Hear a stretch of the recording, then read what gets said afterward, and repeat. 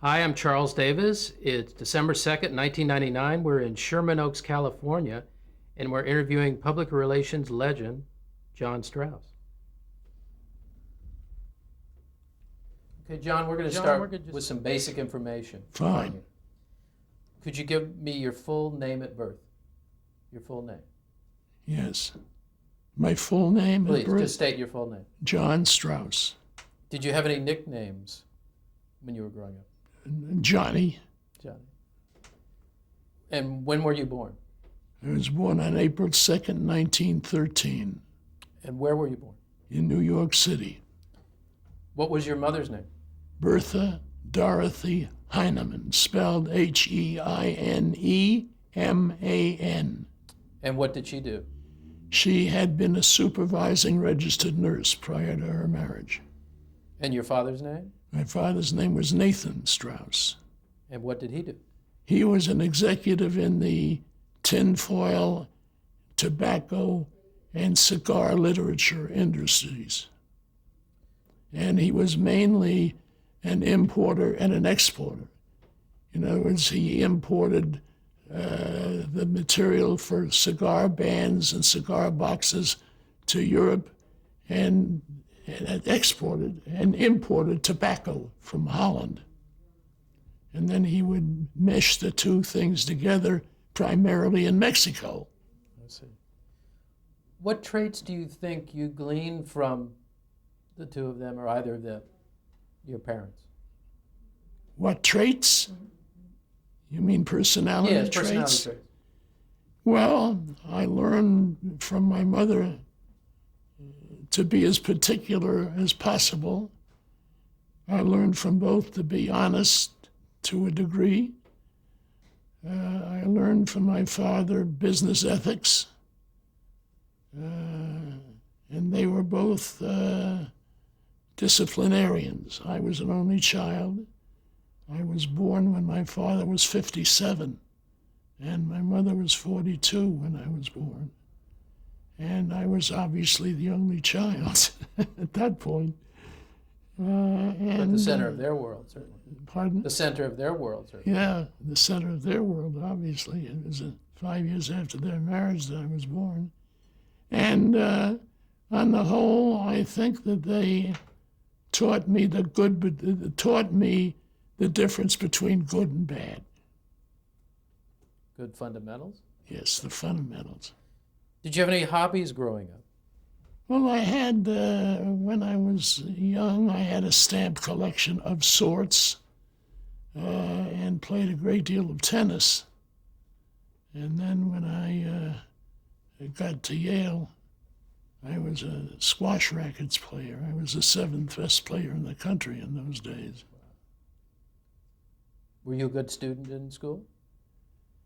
Yeah, well, I would say yes. I went to Lawrence High School in Lawrence, Long Island for 2 years. And at one time in my second year there, I got 4 A's and 1 failing mark. And my mother got angry and went to see the principal of Lawrence High School and raised a little hell. The irony of it was that history, which was my failing grade, was my best subject, along with the teacher. And my mother decided that if I got any marks under an A or a B, she wasn't going to let me stay at Lawrence High School. And she decided to send me to Phillips Exeter Academy, commonly known as Exeter. And I was there for 2 years and then went from there to Yale. Were you happy at Exeter? No, I wasn't particularly happy at Exeter.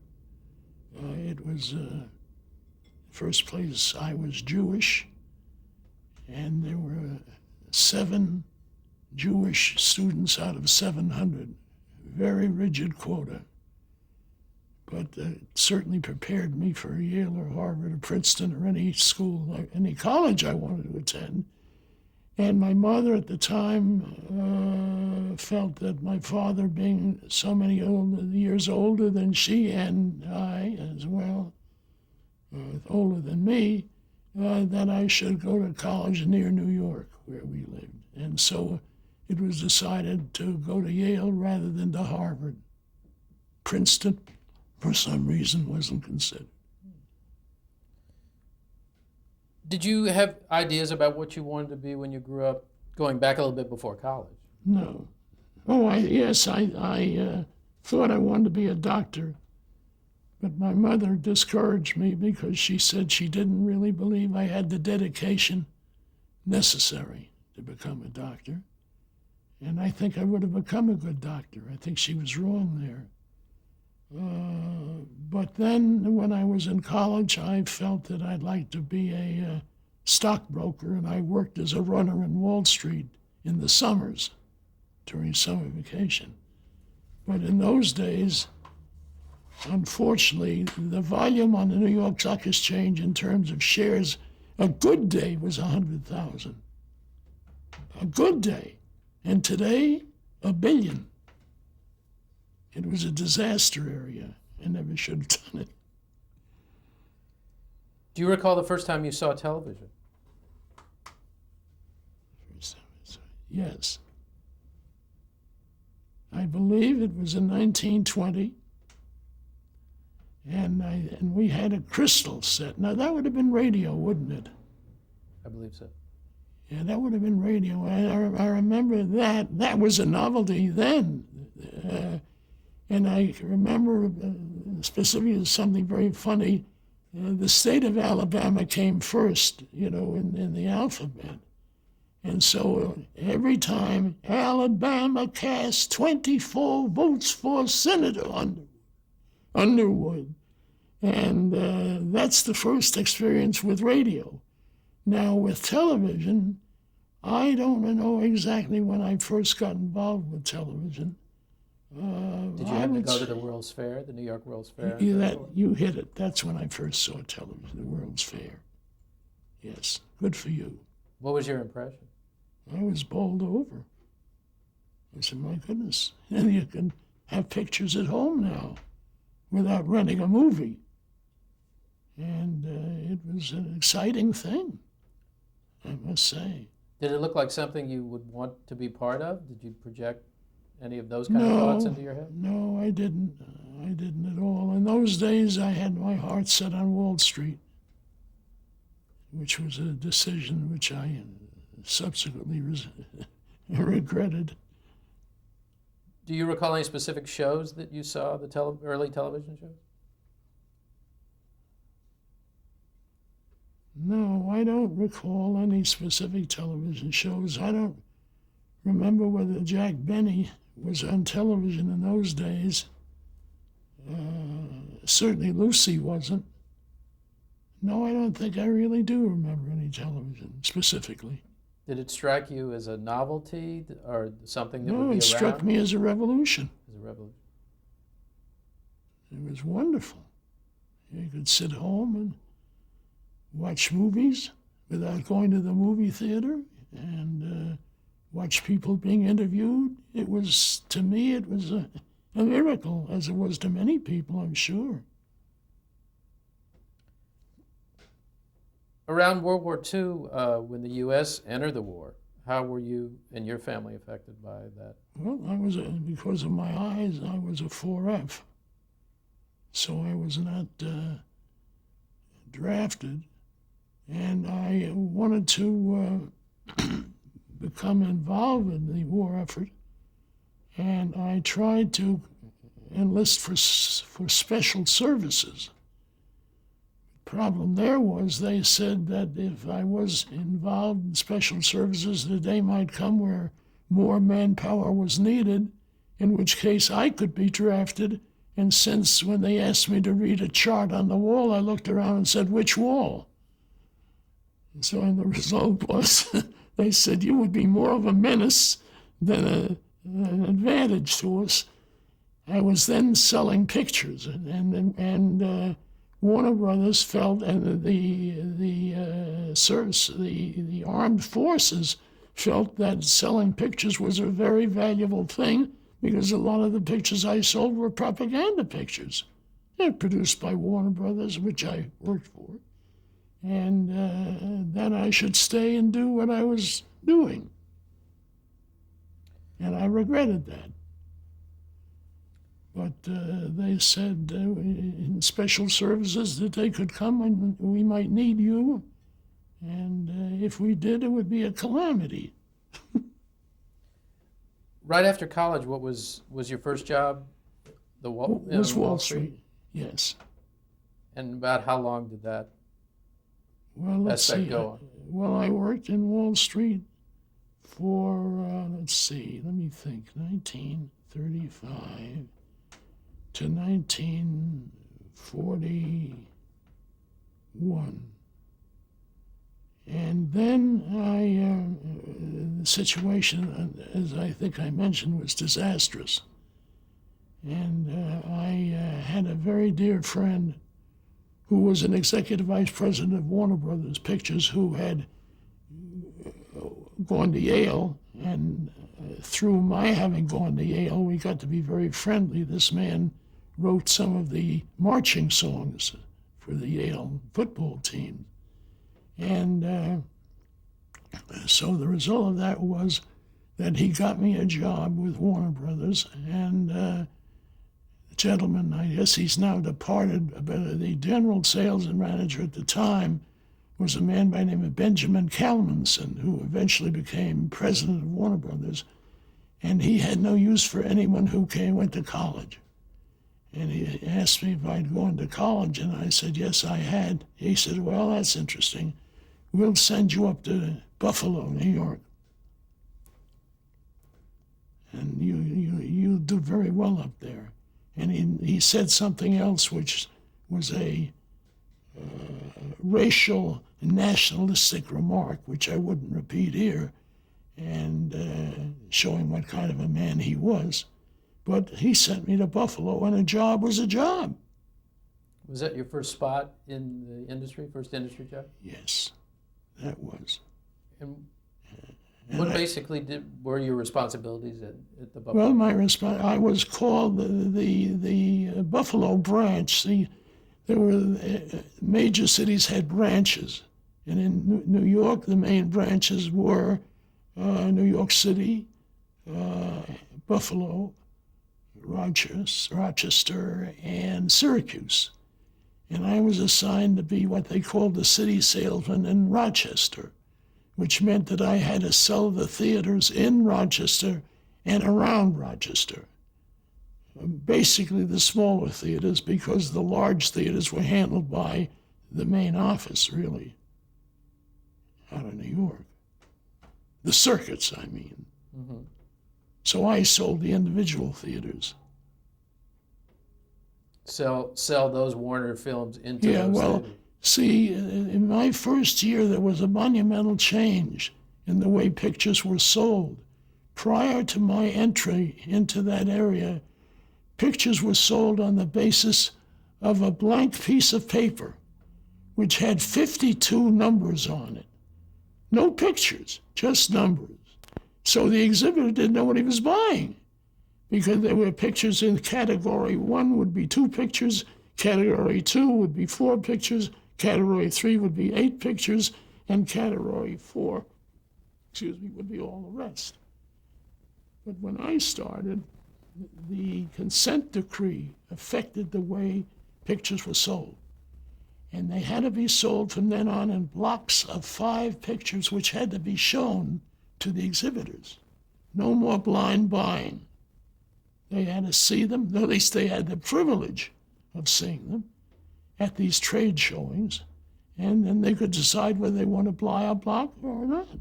So this was the bidding process. That was a new process of selling pictures. Now, once you sold the pictures, what was your responsibility as the Warner man in Buffalo? Well, sure. In other words, if I had a very poor record of selling pictures, let's say, who knows what might have happened? I don't know. It happened to be I was a pretty good salesman, and I did quite well, to the extent that the Western branch manager, who had adopted me as a protege, although I was in the Eastern Division, said to me that he was going to make me branch manager in Des Moines,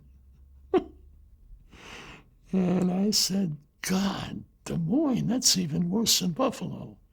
I want to go to California. And he said, all right. He said, you go to California and remember this, try to get through those gates at the studio, and that isn't easy. But do get through those gates and recall this. You'll always have a job in the sales department, if ever you need it. But get through those gates. I don't care what it is, but get through those gates, the studio gates. So I got a job as a publicist. Let's go back to Buffalo a second. When did you get your first taste of doing publicity for the movies? How did? Well, that was I got a transfer through certain influences I had. I got a transfer to the studio, and so I got a letter to Charles Einfeld, who was executive vice president in charge of advertising and publicity, and he said, "Well, we'll give you a job as an apprentice publicist." So you hadn't done any publicity per se when you were in Buffalo? No. Okay. And what happened was, I don't know how it happened, but after 1 month, they promoted me to senior, which usually took 5 years. Whether somebody spoke up for me or Einfeld took a liking to me, I don't know what happened. But all of a sudden, after a month, I was a senior publicist. And the first picture I handled, I remember well, was a picture called Never Say Goodbye with Errol Flynn and Eleanor Parker. And then came Einfeld again into the picture, who had founded by then Enterprise with David Lowe. And I called him. I said, Charlie, I sure would like to work for you again. And he said, all right, tell you what, we're going to have a picture that's going to be the biggest ever. It's going to make or break the studio, and I'm going to let you handle that. But first you have to do the publicity as a unit publicist. The unit publicist was like a reporter. He was on the set, and he created the material for publicity, the publicity materials for newspapers and magazines and whatnot. So he said, but first I want you to handle Body and Soul, which was with John Garfield, and it was a hit, big hit. And after that, he then said, all right, here's Arch of Triumph. And Arch of Triumph was an incredible disaster. It broke the studio. Let's go back to your first blush, so to speak, with unit publicist work at Warner Brothers. What was your impression of what you were going to be doing, and what was the reality of what you were doing? The impression was that I was going to be doing publicity for motion pictures, starting out at the unit level on the set. And seeing as the unit publicist provided the publicity material, which was used by the public relations and publicity departments to publicize the pictures around the country. So I figured that's what I would be doing. Had you written press releases before that? No. Now, what was your introduction into?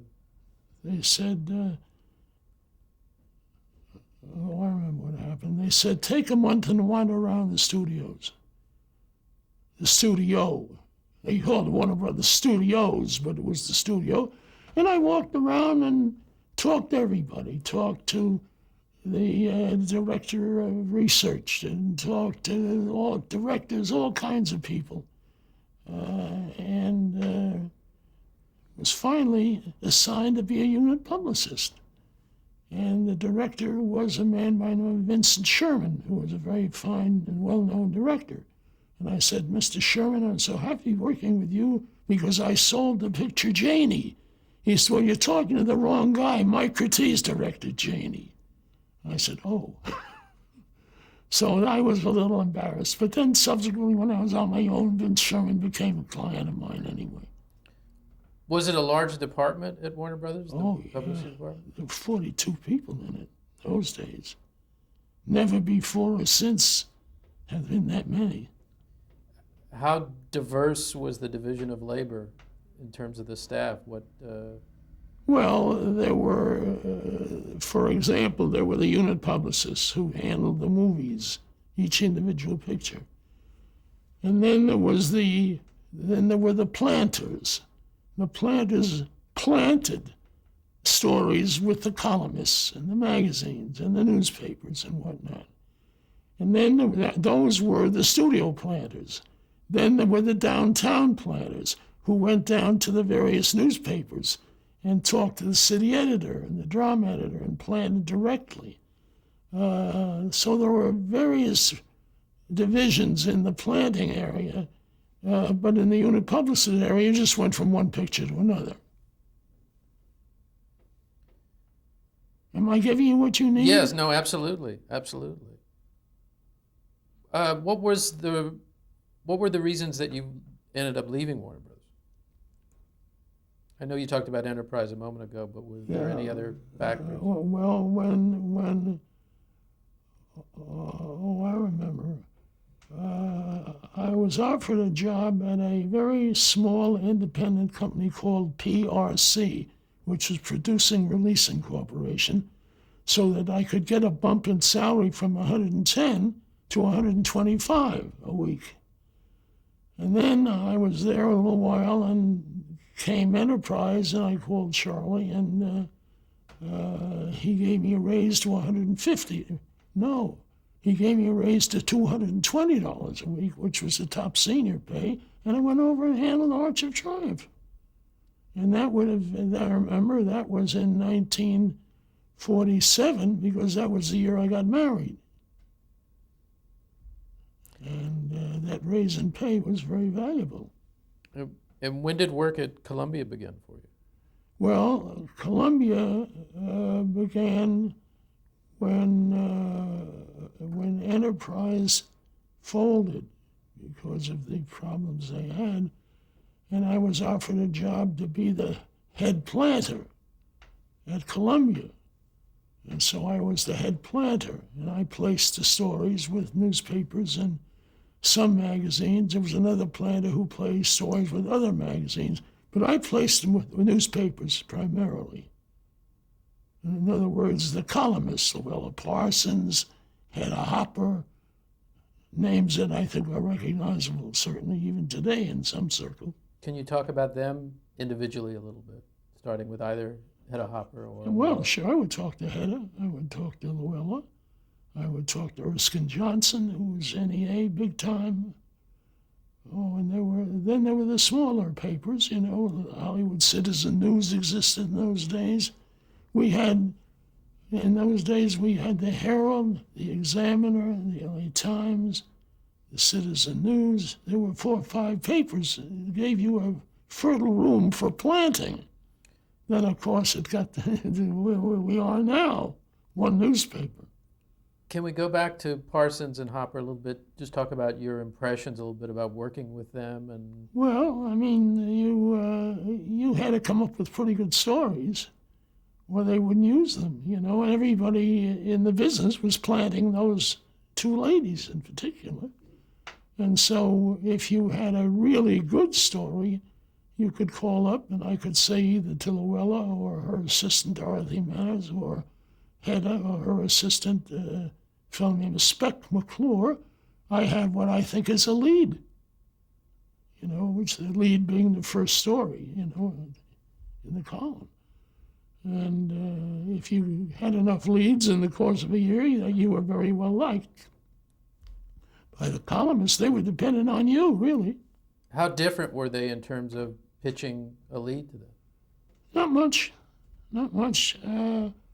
Hedda was a very feisty lady. Luella was not. And Hedda had been an actress, of course. Hedda Hopper was an actress. And Luella had never been an actress. Luella got her job, they said, because she was a witness to a particular devastating crime, which I don't want to go into, involving the Hearsts. And so they rewarded her with being a columnist. And she had the whole Hearst syndicate. But those were interesting days, I'll tell you. When you worked, I'm not jumping ahead, but when you worked in television publicity, were there people that were somewhat their equivalent in terms of when you did stories for representing Well, television? when I started to represent television, it was after, basically, as I recall, let me think a minute. Did I have to do with television? I think I had my first workings in television were when I got into the independent field. And Who were the major columnists then that you would have to pitch to in television, for television? well, Erskine Johnson certainly was one. Hal Humphrey of The Mirror, which was Times owned, was the #1 television columnist in the country. He was widely syndicated. And so he was the best plant for him when it came to television, because he had the biggest television syndicate. You could plant some television news with Erskine Johnson, who represented NEA, which was News Enterprise Association. But Humphrey was the #1 television plant. There was no question about it. And he did interviews, so if you planted Hal, you had a whole column. How about Rona Barrett at that point? Yeah, Rona Barrett, to a lesser degree.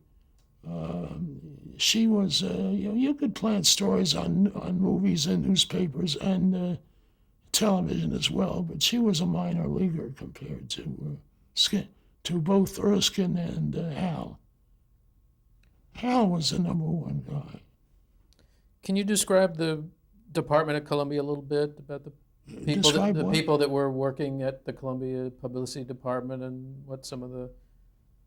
Well, in my day, the publicist director was a man by the name of Lou Smith, but that was primarily motion pictures.